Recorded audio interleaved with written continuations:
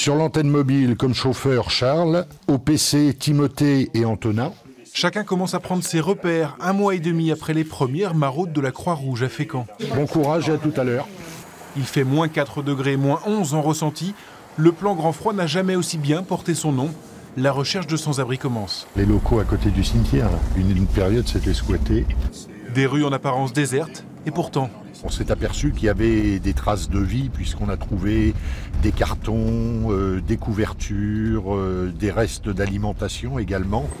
Patiemment, Jean-Marc et la dizaine de bénévoles de la Croix-Rouge vont arpenter à pied différents lieux, comme le port. Seule personne croisée, Gilbert, mais il semble avoir déjà trouvé un abri pour la nuit. Les cas sociaux sont bien identifiés en fait, en amont. Alors il y a les cas exceptionnels de différents familiaux qui peuvent effectivement être à l'origine d'être sans abri pour une soirée. Aucun lieu n'est dédié, mais des solutions d'urgence existent. On n'a pas vu notre habitué là? Ah oui, mais il est pas ressorti. A priori non.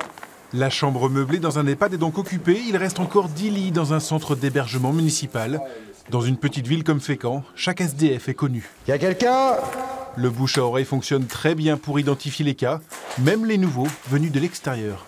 On a une situation très concrète d'un monsieur très âgé qui vivait au Havre, qui se sentait de moins en moins en sécurité dans une grande cité, une grande agglomération, parce qu'il était souvent racketté, menacé ou exploité. Et à ce moment-là, il venait se mettre un peu à l'abri, si j'ose dire, parce que ce n'était pas le cas finalement, il était quand même dans la rue, mais en sécurité dans une ville moyenne, parce que là, il sentait qu'il serait beaucoup plus protégé et qu'il pourrait trouver peut-être assistance plus facilement.